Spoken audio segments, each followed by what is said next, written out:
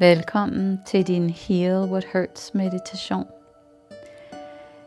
En meditation, som er en invitation til, at du kommer ned i kroppen og virkelig mærker, hvad der sidder i kroppen, så du kan bringe nærvær og kærlighed til de knuder, der har sat sig, og så kan få dig til at reagere, når du bliver trigget, når nogen gør noget eller siger noget, og du lige pludselig føler, at du er blevet til et barn, der langer ud efter den anden, eller måske vil have fat i et eller andet, der kan bedøve dig, om det så er alkohol, eller sukker, eller cigaretter, eller alle de ting, vi gør, scrolle på vores telefon. Eller måske bare ligesom nægter at føle, og bare sidde fast i hovedet, og ikke rigtig være i kontakt med kroppen. Det er alt sammen måder, hvorpå vi prøver ikke at mærke, hvad det egentlig er, der sker, fordi det er så ubehageligt at føle de sammentrukkede knuder, som sidder i kroppen, så vi vil gøre hvad som helst for ikke at mærke dem. Men når vi begynder at forstå, at de knuder sidder der, fordi vi engang blev meget bange, og der ikke var nogen, der hjalp os til at slippe den angst og slippe den sammentrækning i kroppen, så kan vi i stedet for at flygte fra dem, begynde at vende os mod dem og sige, jeg vil gerne holde dig. Jeg vil gerne holde om dig og holde af dig og mærke dig og gøre dig tryg igen. For nu er vi voksne, og nu kan vi tage al den kærlighed og alt det nærvær, som vi godt ved, hvordan man gør, og som vi til enhver tid vil gøre for et barn eller for en god ven. At vi kan gøre det for os selv, for den energi, der sidder som en knude i kroppen. Så nu skal vi på en lille rejse ind i kroppen og mærke, hvad der sidder. Og vi gør det med kærlighed, og vi gør det med tålmodighed, og vi gør det stille og roligt. For at vende os mod kroppen og komme ud af vores hoved og tankernes hvirvel, så lad os prøve at mærke, hvordan åndedrættet føles i kroppen. Mærk, hvordan det føles inde i næsen, når du trækker vejret. Måske kan du endda høre en lille lyd inde i dine ører, inde i dit hoved. Lyden af indåndingen og lyden af udåndingen. Og så begynd stille og roligt at gøre indåndingen en lille smule dybere. Kom en lille smule længere ned i maven. Og lad os udåndingen få lov at fortsætte et sekund eller to længere. Og mærk, hvordan kroppen begynder at blive blødere, når du trækker vejret lidt dybere. Og giver dig selv lidt ekstra tid til udåndingen.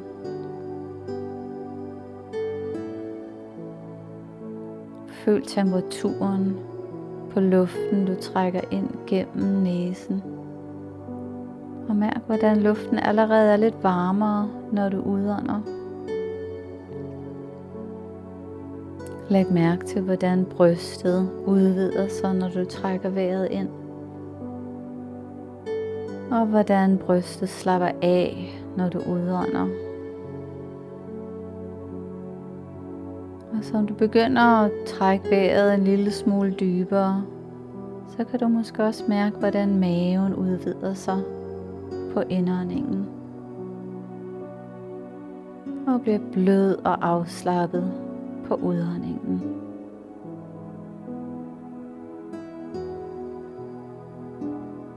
Når du langsomt kommer ned i vejrtrækningen, trækker vejret dybere og langsommere, så vil du måske få trang til at gabe. Og det er godt. Det er en af de måder, hvorpå kroppen kan slippe nogle af de spændinger, der sidder. Så gab endelig højt og inderligt, hvis du mærker den trang.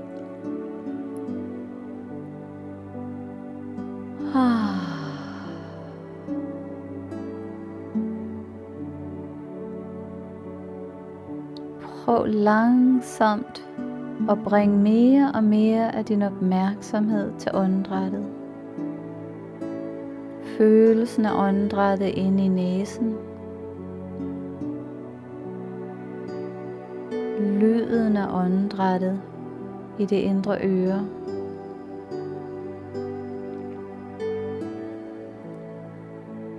Og bevægelsen i kroppen.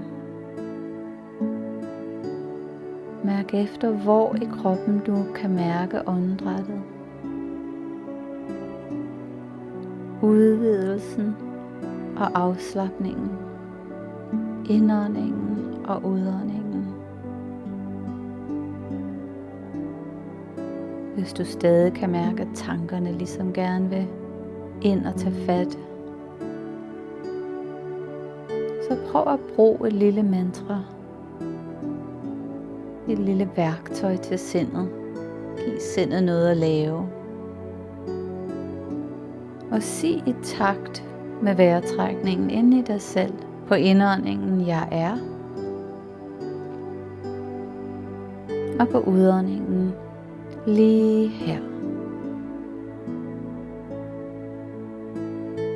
Jeg er lige her. Og så begynder at sende opmærksomhed ind i hele kroppen, i hele energifeltet. Mærk dit ansigt. Området inde i din næse og omkring din næse. Lad musklerne omkring øjnene slappe af. Bliv bløde. Mærk, hvordan øjenkuglerne begynder at slappe af og hvile i øjenhulerne. Panden bliver blød. Hele hovedbunden bliver blødere. Slap af i kæben, i læberne. Selv tungen, tandkød og tænderne, det hele kan blive lidt blødere. Helt ned i halsen.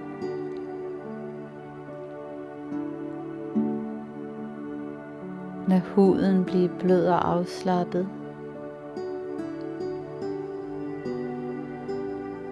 Mærk baghovedet, nakken, halsen. Og lad skuldrene blive helt afslappet og bløde. Mærk den højre side af brystet. Og den venstre side. Og lad brystbenet slappe helt af. Og lad hele området i brystet omkring hjertet slappe af. Lad musklerne under kravebenet slappe af. Så brystet ligesom bliver bredere og blødere. Mere afslappet. Det bliver nemmere at trække vejret, når brystet er helt afslappet. Du kan tage en dybere indånding. Og måske gabe. Mærk den øverste del af ryggen. Musklerne mellem skulderbladene. Rundt om skulderbladene, under skulderbladene. Lad hele den øverste del af ryggen blive blød og afslappet. Slippe spændingerne.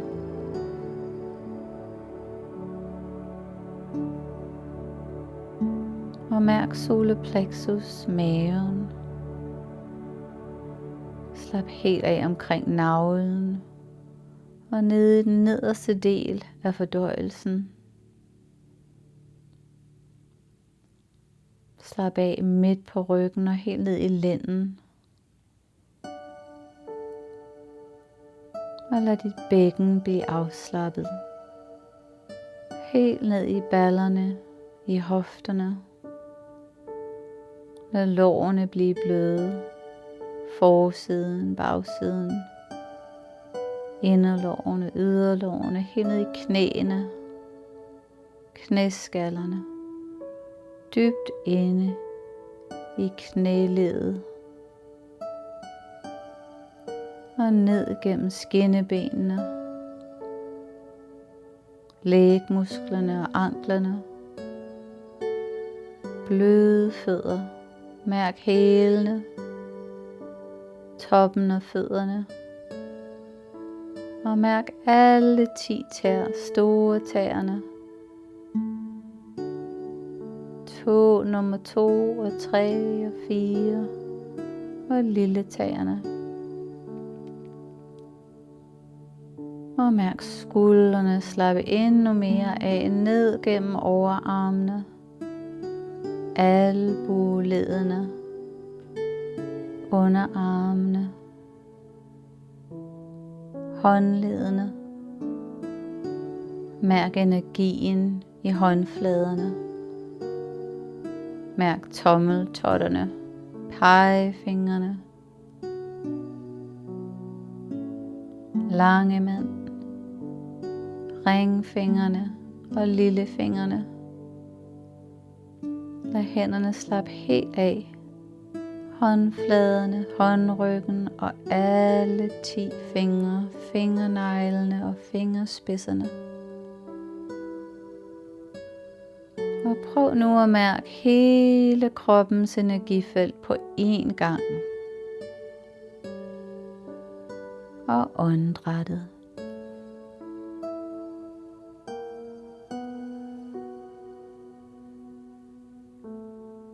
Lad åndedrættet være dybt og langt og afslappende.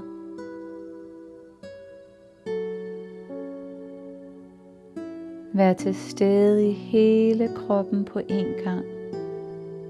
Mærk arme og ben, hænder og fødder. Hele overkroppen, underkroppen,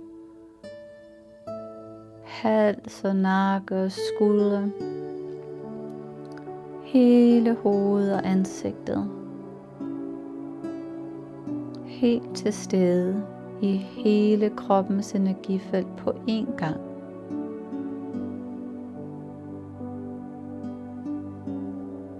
Og mærk nu rigtig godt efter, hvor der sidder noget i kroppen. Der ligesom er lidt spændt. En knude af en slags. Måske der er mere end en, men se hvor din krop virkelig kalder på dig. Beder om opmærksomhed. Et sted, hvor energien måske ikke helt flyder. Ikke strømmer. Hvor der føles lidt blokeret.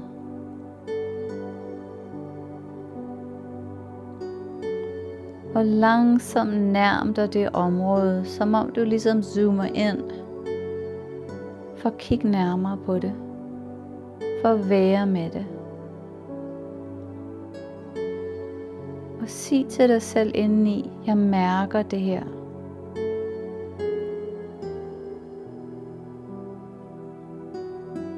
Måske kan du endda sige, hvor det sidder. Jeg mærker denne her blokering eller knude, sammentrækning. I maven, i brystet, i halsen, i underlivet.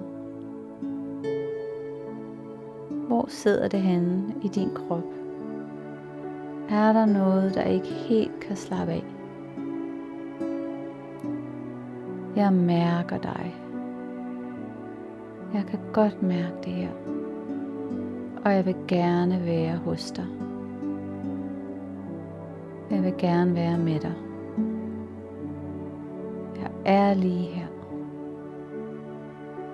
Hvis det føles naturligt, kan du måske lægge din hånd på det sted på kroppen, hvor du kommer tættest på. Måske kan du hviske, jeg mærker det her. Jeg kan godt mærke det her. Det er okay. Jeg er villig til at være her, mens jeg føler det her.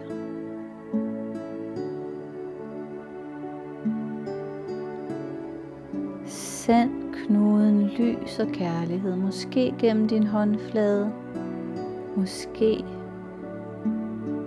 forestiller du dig bare, at det område nu bliver omgivet med lys, med kærlighed,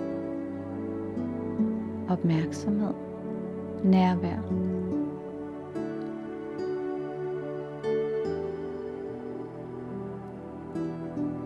Og så spørg med oprigtig medfølelse og nysgerrighed, interesse.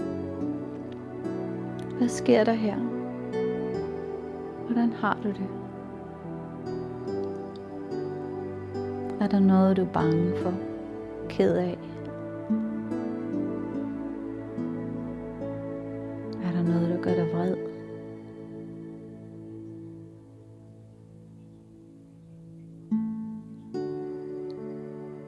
Og måske har kroppen noget at fortælle dig, måske har den bare brug for at blive holdt om kærlige ord. Jeg er her. Jeg er lige her. Jeg er hos dig. Jeg er med dig.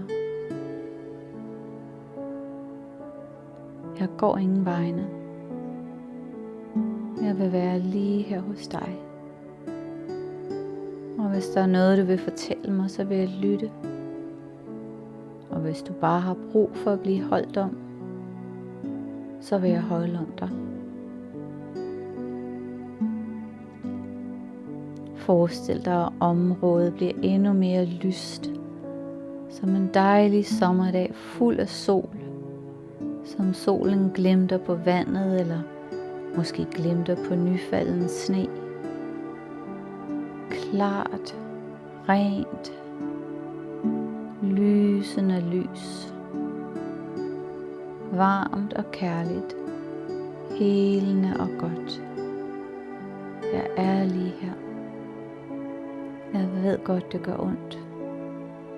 Jeg går ingen vegne. Og mærk nu endnu dybere efter. Hvor gammel er den følelse? Hvor længe har du båret rundt på den? Hvor længe kan du huske, at denne her sammentrækning, denne her fornemmelse, denne her knude har siddet i kroppen? Hvad minder den dig om? Hvornår første gang du kunne huske at have det sådan her i kroppen, denne her fornemmelse lige her?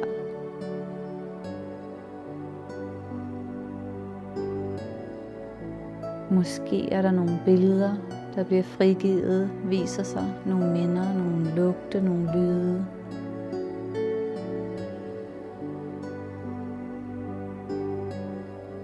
Bare vær åben for at lytte, for at se, for at være.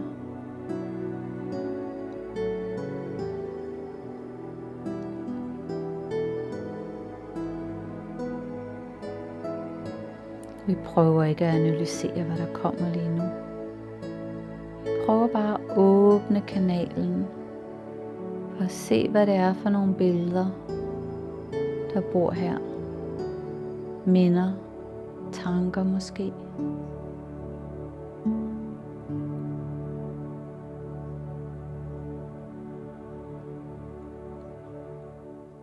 Bliv endelig ved med de kærlige ord. Jeg er her stadig. Jeg er lige her hos dig. Jeg omgiver denne her knude med kærlighed og varme. Jeg holder om dig. Jeg er med dig, mens du mærker det her.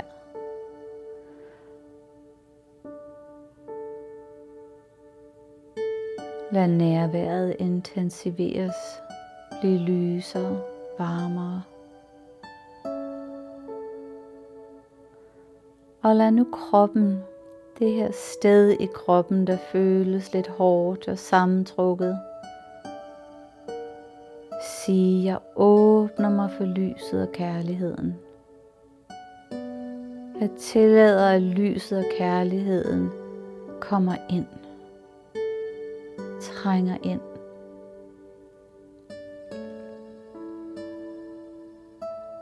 Heler mig, elsker mig, er hos mig. Som sne, der smelter på en varm forårsdag, begynder det hårde og det kolde langsomt at smelte. Bliv en lille smule blødere. Slippe en lille smule. Og det må godt tage den tid, det tager.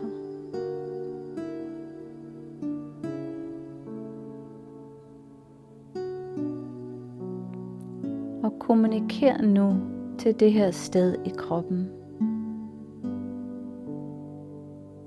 Jeg forlader dig aldrig mere.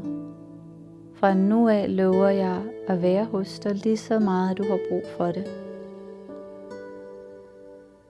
Jeg vil komme tilbage og være med dig hver gang jeg har et øjeblik til at blive rolig og lige sidde og mærke.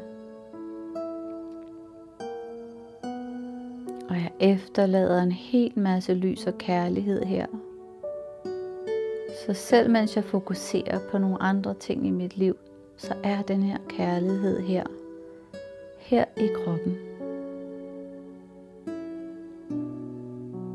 Og jeg lover at lytte.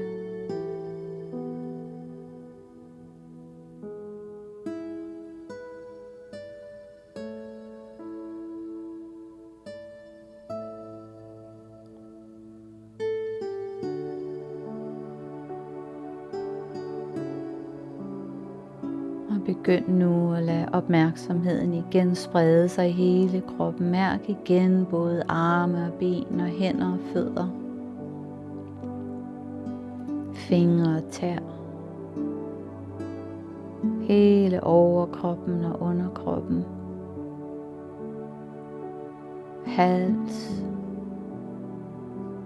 Ansigt, hoved, skuldrene. Fuld af opmærksomhed og nærvær og kærlighed i hele kroppen.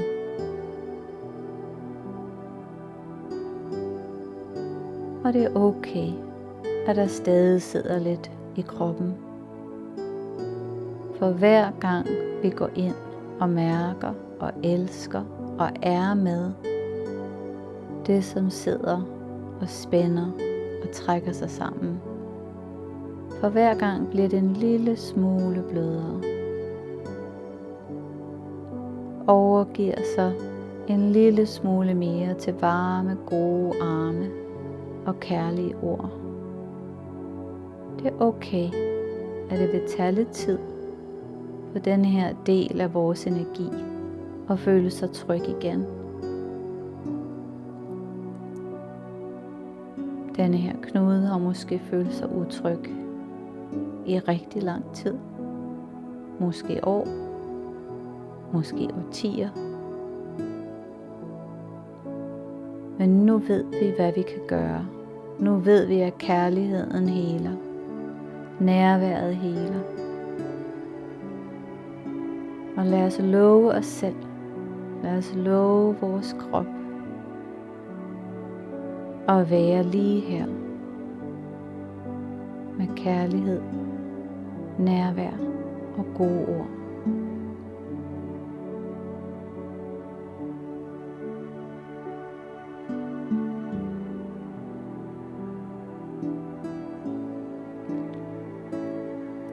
Må lyset og varmen og kærligheden, medfølelsens kraft fylde mig nu og altid.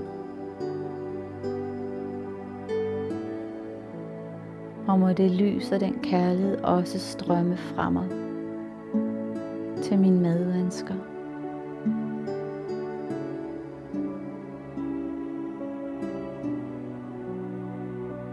Sådan er det nu, og sådan bliver det.